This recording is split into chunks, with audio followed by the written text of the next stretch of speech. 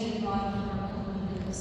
I'm an educator right now in the Travel District School Board. I have been for, I've been involved in GBSc as I grew up in the GBSc as well. And what happened was I actually attended in 2019. I attended a lecture. Dr. Reese was there. And it was downtown. I don't remember how I came across it. It must have been from forward from somebody. And it piqued my interest. It was on Muslim and indigenous healing practices. And when I attended it at the end, Dr. Abi Siva, who I had no idea who she was at the time, Dr. Fatima Ahmad was also there. They advertised the exact annual college, just the Masters in Pastoral Studies I was just mentioning to the sisters. And as soon as she kind of talked about it, something I had a call that this is what I wanted to do. I wanted to combine Islamic studies with counseling and psychotherapy and bring that all together. And we did this, for me, the program was very, very transformative. However, at the same time, I recognized, as I was doing the program, I recognized I didn't want to be just a Muslim in a non-Muslim system. So I'm just a Muslim, but I'm replicating the actual system, which is still not based on Islamic values.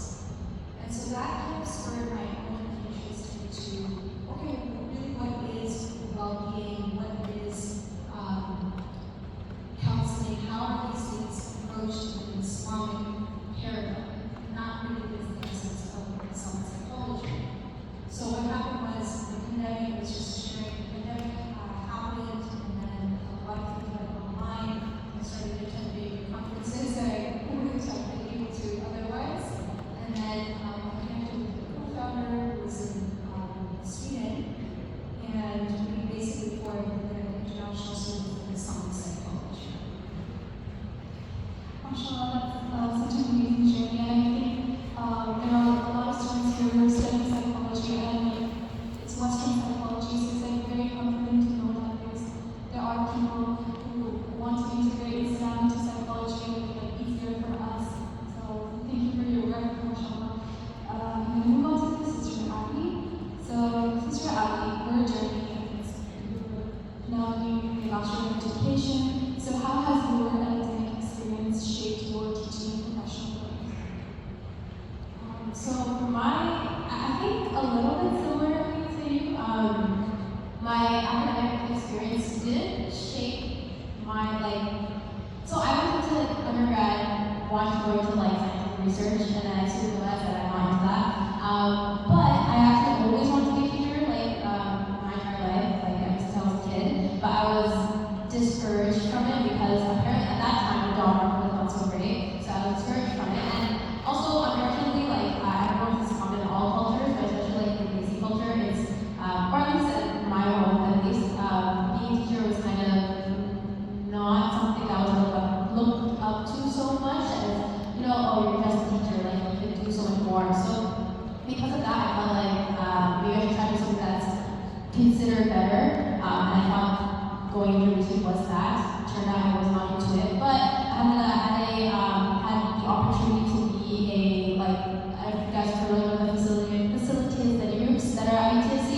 So being a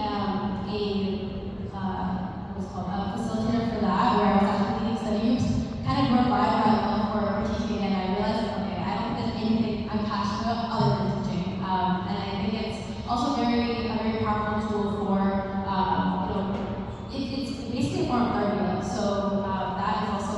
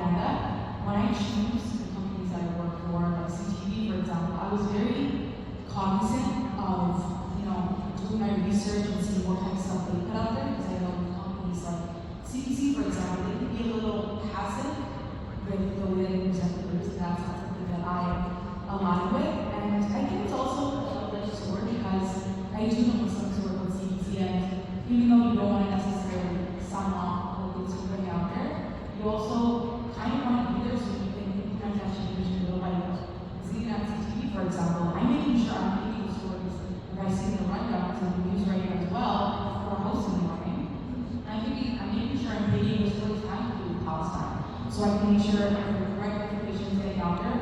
And I feel like I'm contributing to, putting the right information out there because that's what's lacking so much. And also throughout my undergraduate degree, I was a co-editor for Paper Magazine, and now amplifying my undergraduate experience. When I did my internship at TVO earlier this year, I pitched an idea about how religion and psychology was affecting Muslims across the world, especially during the time of Ramadan. And I was able to report on that. So I think bringing those experiences, there is a space for it. I think you just have to advocate for yourself for the idea, and you have to be resilient. Sometimes you will be pushed back, but I think if you put your best foot forward, that's really important. And also, I lost my train of thought.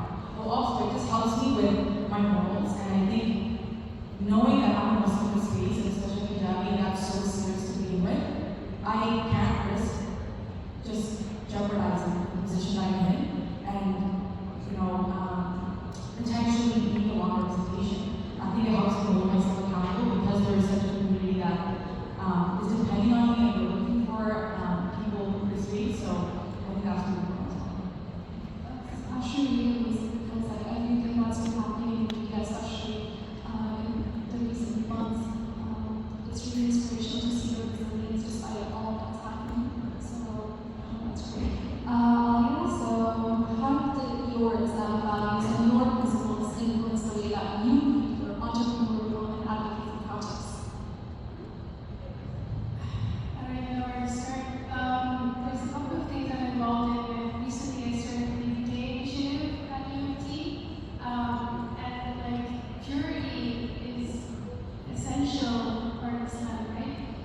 And like coming from a Muslim country where days or water to clean up after yourself is like everywhere, you have to think twice about it. Coming to Canada, the biggest culture shock was no water anywhere to wash your right? So I think that part really inspired me to do something like this. Even in entrepreneurship, like I'm surrounded with a lot of people that are not Muslim in all of the competitions, etc. that I participated in. Being a female, hijabi, Muslim, international student, ethnically Indian is like nowhere to be seen. And then actually preaching and coming first place multiple times shook the crowd. And it really inspired the fellow Muslim females especially to see somebody of my profile to go up there and just shake everybody, right? So I think I do that because I really want to create a positive representation of female Muslims in a Western country. Because there are a lot of stigma, to be honest, and there's a lot of Islamophobia that people associate with being Muslim. And I think that if we create these positive representations of Muslim, then that is the change and the revolution that's coming. SubhanAllah, it's like amazing to see how you guys started all of these projects and working through them. And it's very important for making some movement to head all of these projects. So, well, yeah, I can do it. Okay, so Sister Fatima, as a psychotherapist and an educator, how do you ensure that your Islamic principles remain central to your working practice?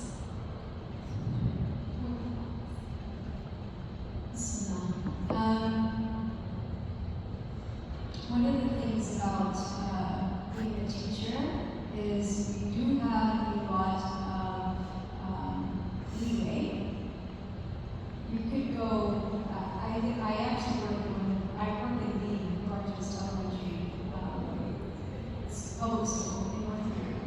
So our staff is like 3, 4, 5 schools combined. So it's very possible that I can go and not for weeks and not see the principal or not interact with them. And it's just so large. The teaching itself is very,